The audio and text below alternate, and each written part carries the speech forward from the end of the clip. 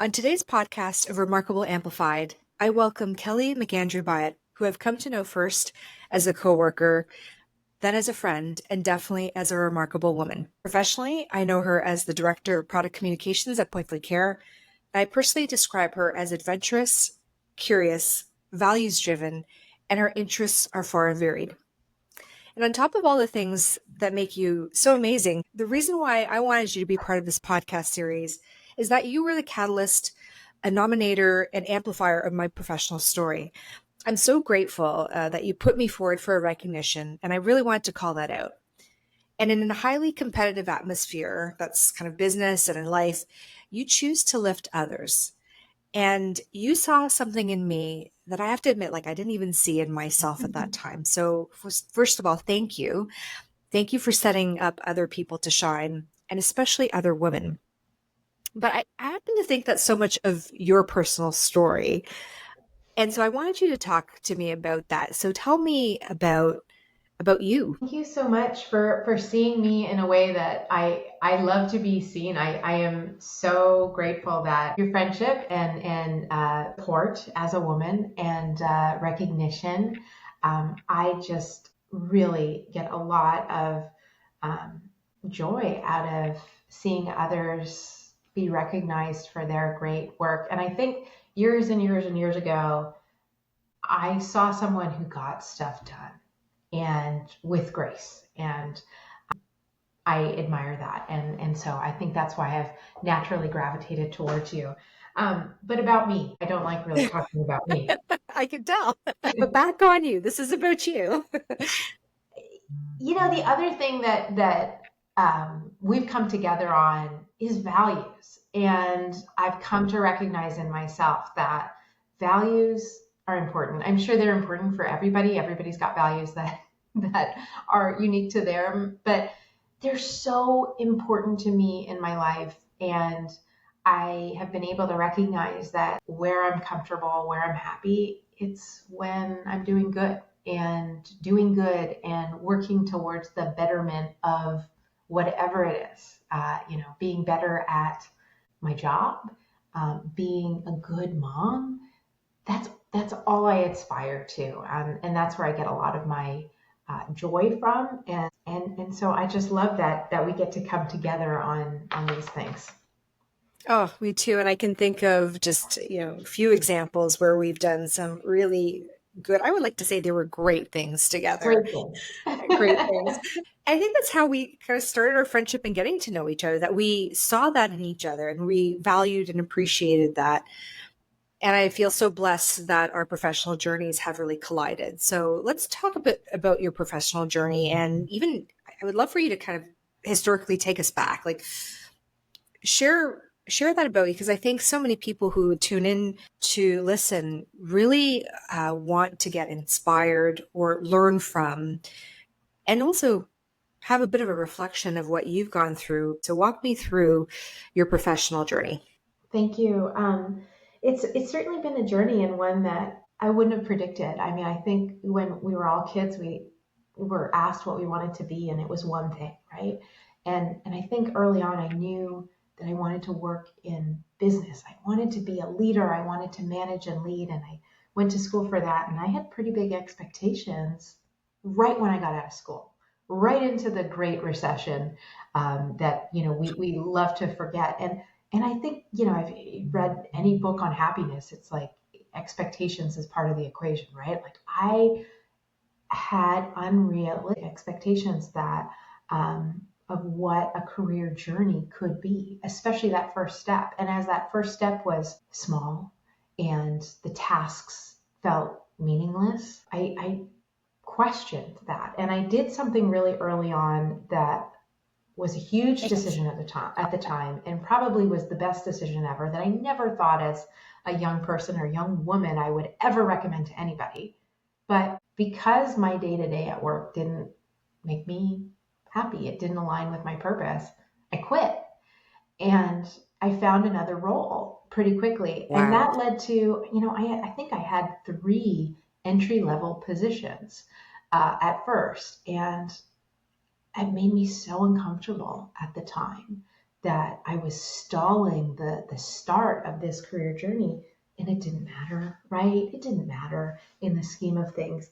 But I think it was a useful experience to bring me to reality that you have to prove it, like working hard and doing well and growing and learning to advance to the next step, whatever that might be, vertical, horizontal.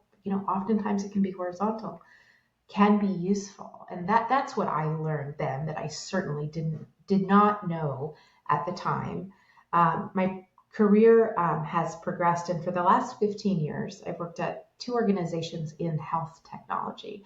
And I have just been so fortunate to land in both companies that focus on making a meaningful impact in people's lives by, providing, developing innovative technologies that help us really do more with less, right? And for the last 10 years that I've been with Point Click Care, I've had, I think, 4 jobs, 5 roles. One was becoming a mom outside of Point Click Care. That was, I think, the most important and really most wonderful role I have ever and will play.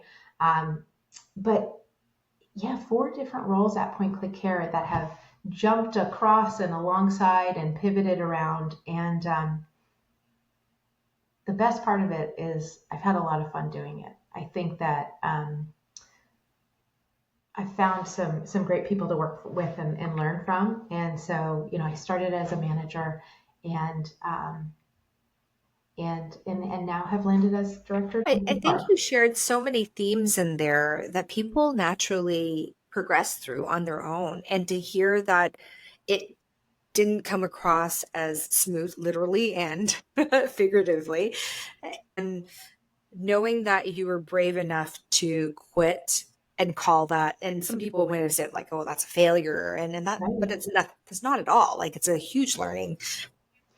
I personally resonated with that. I think I wish I heard that in my early career self, because that would have given me so much more strength and confidence, right? Yeah.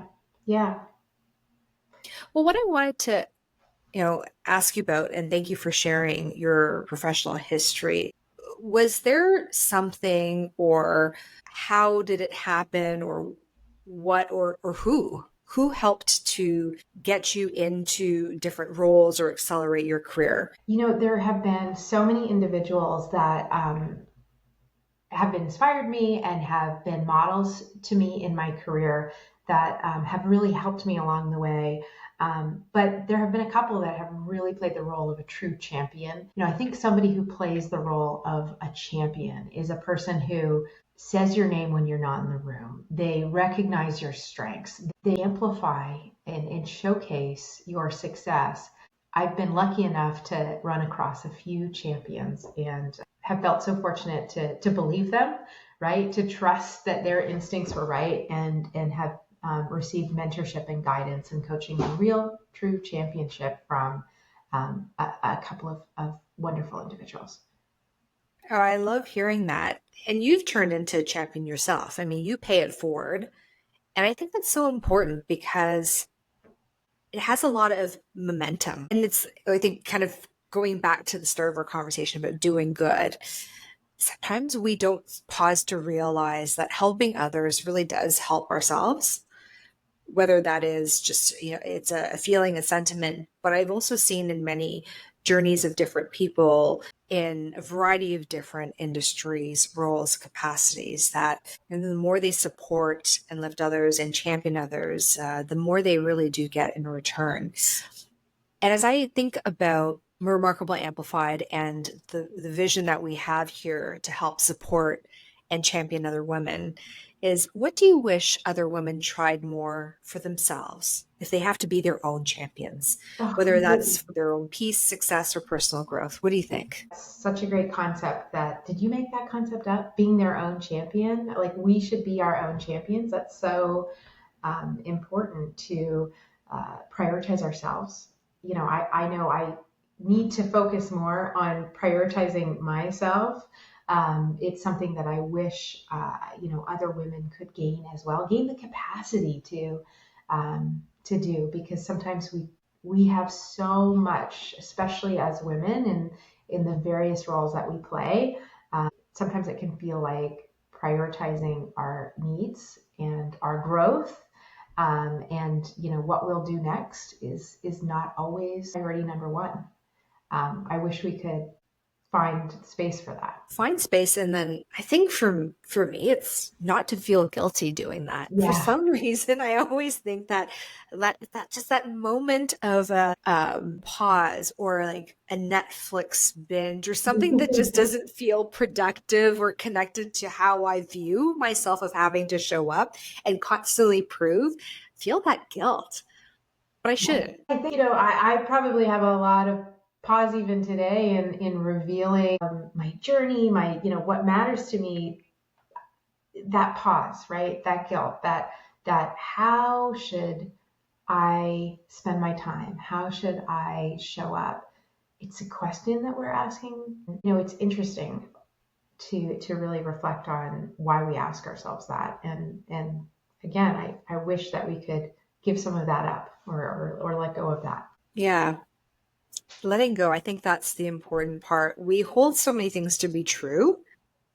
And then we have to really pause and say, well, where did that come from? Yeah. Because it's our own self-limiting beliefs or that voice in our head that says we can't or we shouldn't.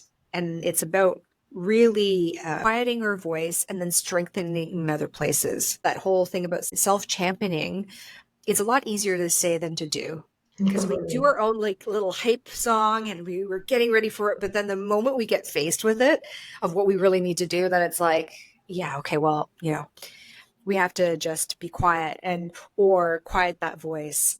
And I think that that's a detriment to ourselves.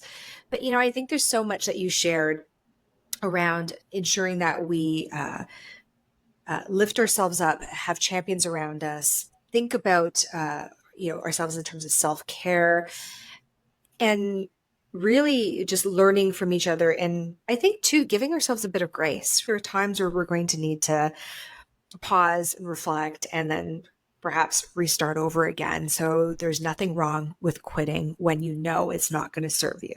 And I think those are Completely. so much wisdom in all those sound bites. And what's something that you want to leave as a closing comment that we haven't asked or we haven't raised yet? Is there anything you'd like to leave us some parting wisdom? I hope that in listening, this gives everyone the opportunity to think of who else they want to amplify. There are so many remarkable women that we have in our orbit, right? And I love your boldness and courage to label those individuals. I mean, it's very humbling to be asked to join you in this space. And I think that it's so easy for us to pass on compliments and tell each Yeah. other what we've learned from each other, what we gain from each other, especially in like a career environment. I mean, I can look across the room and see and take so much inspiration from others, especially women. And for me as a learner, I learn so much through experiences. I can learn from others' experience and benefit from that. Maybe that could accelerate my ability to do something better, to learn from others. I think that you're onto something with amplifying our things, achievements, individuals, moments that individuals have and pass through. And I hope that, we all find more moments to recognize even the smallest little remarkable achievement. Thank you. The wisdom you've shared in our time together is definitely going to motivate me, inspire me to keep going. I hope it does for everyone else that has the benefit of listening from this podcast and also meeting you in person. Thank you for being an incredible friend. I'm so grateful to know you. You are remarkable. And I hope you keep on your journey and spreading the news and doing so much good. Thank you. Thank you.